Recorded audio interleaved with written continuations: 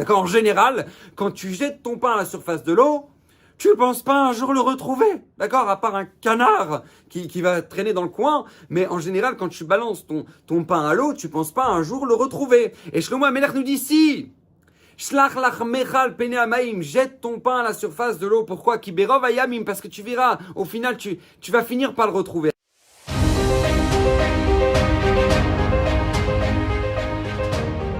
Alors, Bezrat Hashem, le Zera Shimshon de cette semaine est dédié pour l'élévation de l'âme de Stéphane Yair Mas'od Ben Avraham. Et j'aimerais avec vous partager une notion extraordinaire et tellement importante parce que, je le répète à chaque fois, nous sommes très peu conscients de l'impact qu'ont nos actions auprès des gens qui nous entourent. On ne s'en rend même pas compte, je vous assure. Et malheureusement, on a tendance à limiter nos actions. Vous savez, à l'heure actuelle, on s'en rend de plus en plus compte, Baruch Hashem, mais on peut partager une vidéo à quelqu'un, et cette vidéo-là que toi-même tu as partagée a pu peut-être changer la vie de cette personne-là, qui ensuite va vouloir en voir d'autres, etc., etc., et va comprendre plein de valeurs dans sa vie que jusqu'à présent, c'était complètement inconnu. Et Baruch Hashem va se renforcer, il va transformer ta vie sur un partage de vidéos. Et bien souvent, on n'en est pas conscient.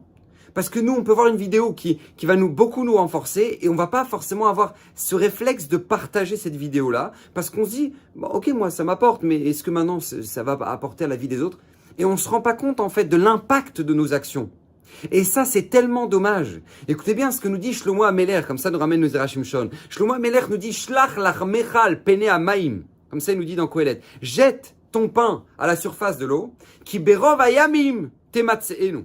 Parce qu'avec le temps, tu finiras par le retrouver. Waouh! De quoi on parle là? Parce qu'en général, d'accord, en général, quand tu jettes ton pain à la surface de l'eau, tu ne penses pas un jour le retrouver, d'accord? À part un canard qui va traîner dans le coin, mais en général, quand tu balances ton pain à l'eau, tu ne penses pas un jour le retrouver. Et Shlomo HaMelech nous dit si.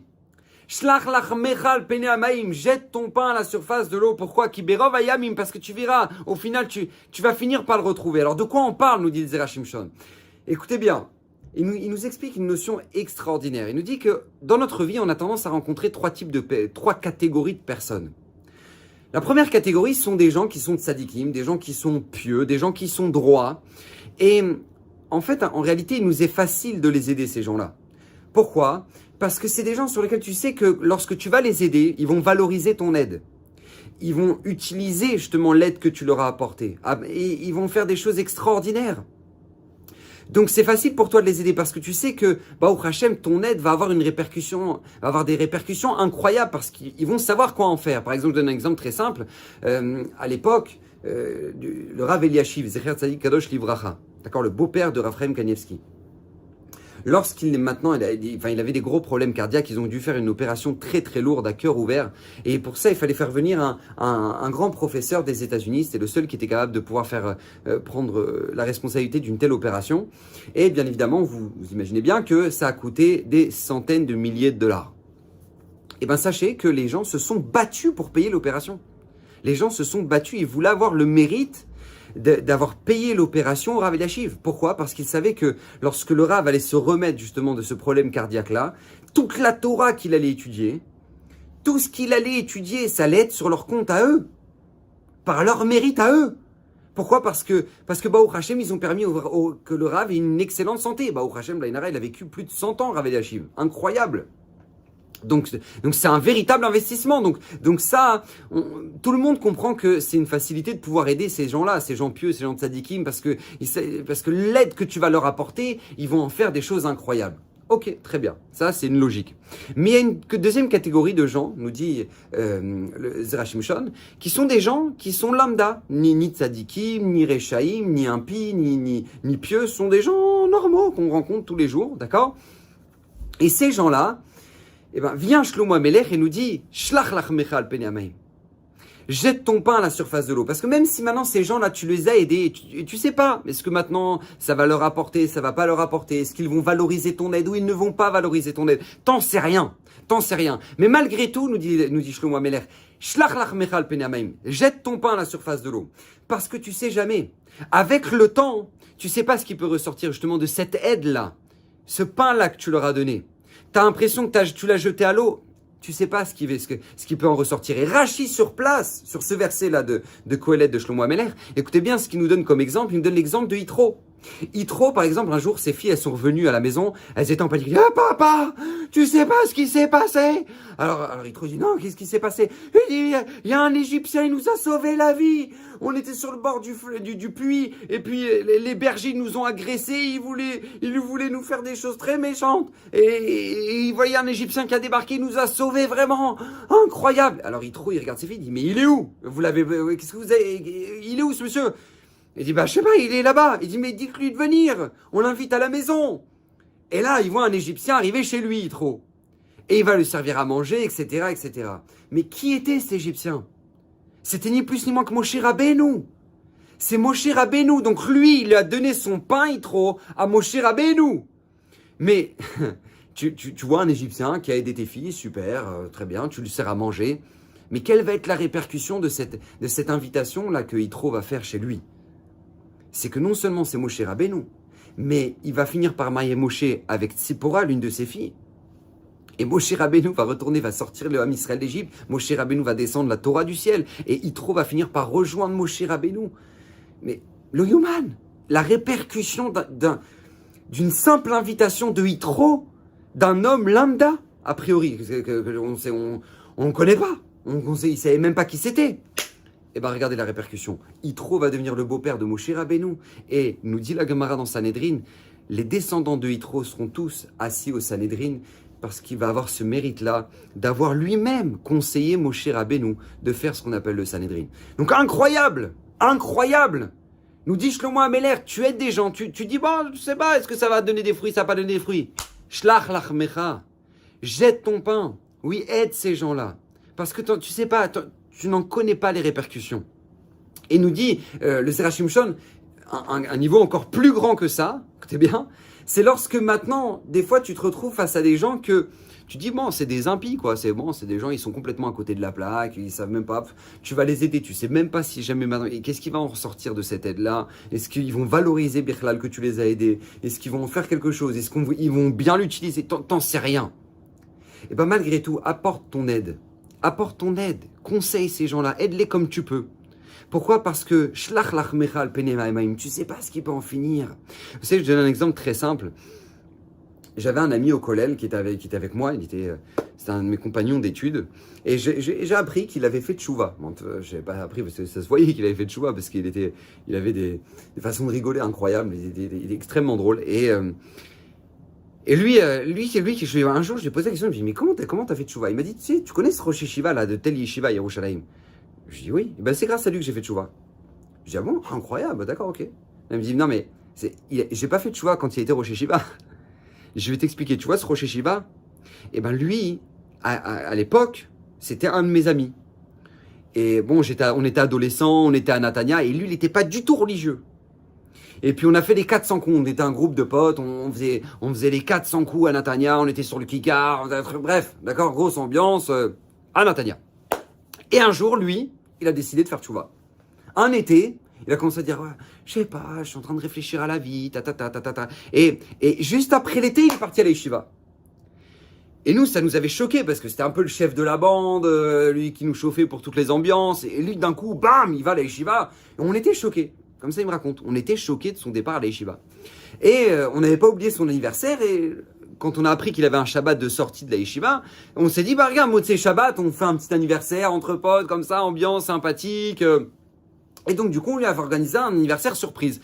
Donc, Motzei Shabbat, il arrive, tac, on lui fait, bah, l'anniversaire! On lui fait l'ambiance et tout. Lui, il était assis et tout, il était super content. Il avait retrouvé tous ses amis. Et puis moi, j'avais pas de chaise. Donc, moi, j'étais debout, comme ça, il me raconte, mon ami. Moi, j'étais debout, comme ça, je regardais, on était là, comme ça, on rigolait. Et puis, d'un coup, lui, donc, d'accord, celui pour qui on fait son anniversaire, il s'est rendu compte que moi, j'étais debout. Et il s'est levé, il m'a donné sa chaise, il m'a dit, tiens, assis-toi, je reste pas debout, assis-toi. Et moi, j'étais choqué. J'étais choqué de ça, je vais te dire pourquoi. Il dit, parce que lui, c'était le chef de la bande. C'est-à-dire qu'à l'époque, c'est lui qui piquait les chaises des autres. Et là, maintenant, il se lève, et tout le monde était là pour lui, et il voit que moi, je suis debout, il se lève et il me laisse sa chaise.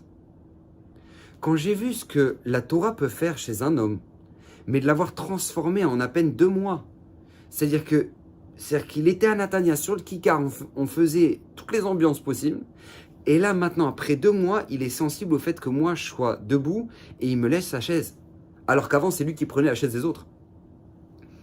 Quand j'ai vu ça, j'ai vu la transformation que la Torah peut faire chez un homme, je dis mais moi je veux ça aussi. Et maintenant lui ce garçon, il est devenu Rosh Yeshiva. Il est devenu Rosh Yeshiva. Regardez comment, des fois on peut faire un geste, juste tu donnes une chaise à un garçon. Maintenant, lui, il n'est pas du tout religieux. Mon compagnon d'études, il n'était pas du tout religieux. Lui, il n'avait pas fait de chouva du tout. Tu fais un acte de chesed. Tu viens dire, tiens, regarde, toi t'es debout, vas-y, tiens, prends ma chaise. Regarde l'impact que ça peut avoir. Tu as l'impression que tu as jeté du pain à l'eau. Tu te retrouveras un jour parce que c'est ce que tu as changé. Tu crois que tu vas changer la vie de quelqu'un en lui ayant proposé ta chaise? Eh ben non. Eh ben non, t'en sais rien. Les répercussions peuvent être incroyables. Et il a fait tchouva rien que parce qu'il lui a laissé sa chaise. Nous dit les Zerachim Shon, quand dans la vie, il nous donnait la possibilité d'aider les gens autour de nous. Même si des fois tu as l'impression que tu ne sais pas les répercussions que ça pourra avoir, fais-le. Je finirai juste sur cette petite histoire absolument incroyable. Le Rav Yaakov Galinsky était une fois était parti avec le Rav Nissim Toledano dans une petite ville dans le Negev pour aller sensibiliser les habitants d'installer un mikvé. D'accord, fallait créer un mikvé. C'était une ville dans laquelle maintenant il n'y avait pas de mikvé. Donc il était parti là-bas, à la synagogue, ils se sont dit, regardez, on va se faire un plan commando, on va là-bas à la synagogue, ils font Mincha Arvit à telle heure, juste après Arvit, on prend la parole et on sensibilise le Tzibour, Bezrat Hashem, de ramasser de l'argent pour construire un mikvé. C'est une ville, il n'y a pas de mikvé, c'est essentiel. Ok, très bien. Donc, qu'est-ce qui se passe? Rav Yaakov Galinsky et Rav Nissim Toledano prennent la route et ils arrivent là-bas. Ils arrivent sur place, ils disent au Rav, regardez, est-ce qu'on peut parler juste après pour sensibiliser, pour motiver les gens, créer un mikvé, la pureté du clan Israël, la pureté familiale, c'est essentiel, etc. Bon. Ok, très bien. Le Rav dit, oh, bien sûr, bien évidemment. Ok. Donc les gens, et donc tout le monde fait Mincha Arvit. Juste après Arvit, eux, ils montent sur la Bama et tout le monde part. Les gens quittent tous la synagogue. Ils disent, oh là, deux rabbins, là, ça va nous saouler. Bon, donc ils quittent la synagogue. Et il reste plus qu'une personne, un vieux monsieur qui est là, et qui est assis, et qui attend qu'il parle. Il est en train d'attendre qu'il prenne la parole. Et donc là, Rav Yaakov Galinsky regarde Rav Nissim Toledano, il dit, qu'est-ce qu'on fait? On parle quand même, il n'y a plus qu'une seule personne. Qu'est-ce qu'on fait? Et là, Rav Nissim Toledano dit à Rav Yaakov Galinsky, regarde, moi je connais une règle. C'est qu'une ambulance, on la sort même pour une personne. Donc si une ambulance, on la sort même pour une personne, alors nous aussi, c'est pas moins important. On doit parler même si c'est pour une personne. Ok. Donc là, Rav Yaakov Galinsky commence à prendre la parole et il explique l'importance du mikvé et combien il faut être sensible et combien c'est important et la pureté du clan d'Israël, tout le clan d'Israël tient de ça, et commence à faire il fait un speech d'une demi-heure devant une personne. Et ils finissent de parler. D'accord, très bien, bonne soirée, Erev Tov. Et puis le vieux monsieur dit, d'accord, très bien, Be'atzlacha, alors, hein, bon courage. Et puis il part. Bon, alors Rav Yaakov Galinsky, Rav Nissim Toledano, ils finissent par à la limite fermer la synagogue. Et puis au moment où ils sortent, il y a une femme qui descend de la Ezrat Nashim. Il y a une femme qui était là-haut, qu'ils n'avaient pas vue. Et la femme descend de la Ezrat Nashim, elle dit, donnez-moi votre numéro, moi je paye, je finance tout mikvé. Moi, je finance tout mikvé. J'ai compris que c'est important, je suis prêt à le financer. Et cette femme-là a financé du début jusqu'à la fin la construction du mikvé dans cette ville. Encore une fois, nous dit Shlomo Ameler, Shlach lachmecha al pnei hamayim. Jette ton pain à la surface de l'eau, tu sais pas. Ki beyamim, ki berov hayamim tematseenu, t'inquiète pas. Même si tu as l'impression que tu as jeté du pain à l'eau, tu finiras par le retrouver. Vous pensez un instant que Rav Yaakov Galinsky et Rav Nissim Toledano, ils pensaient que la seule personne qui avait entendu, c'était une femme dans Ezrat Nashim, donc ils n'étaient même pas conscients qu'elle était là et qu'elle allait payer tout le mikvé. Vadaï que non. Mais encore une fois, nous dit Shlomo Ameler, fais ta part à Kadosh Baruch Hu, fais le reste. On ne connaît pas la répercussion de nos actions, donc Bezrat Hashem qu'on en soit conscient un petit peu plus chaque jour. Bezrat Hashem, partagez cette vidéo. bracha v'atzlacha, et que Bezrat Hashem, que le mérite du Zera Shimshon, qui a promis que tout celui qui l'étudiera régulièrement méritera une multitude de bénédictions. Je m'excuse pour la semaine dernière, la vidéo n'est pas apparue en ligne sur la chaîne parce que tout simplement au moment du téléchargement de la vidéo, et ben je l'ai perdu. Voilà, j'ai enlevé le câble sans faire exprès, alors qu'en fait j'ai pas vu que le téléchargement n'était pas encore terminé. J'ai perdu la vidéo à cause de ça. Donc vous n'avez pas eu le Zera Shimshon de la semaine dernière, mais j'essaye de me rattraper cette semaine, Bezrat Hashem. Et bien évidemment que toutes ces paroles de Torah soient pour l'élévation de l'âme de Stéphane Yair Masoud Ben Avraham. Bracha v'atzlacha et à la semaine prochaine.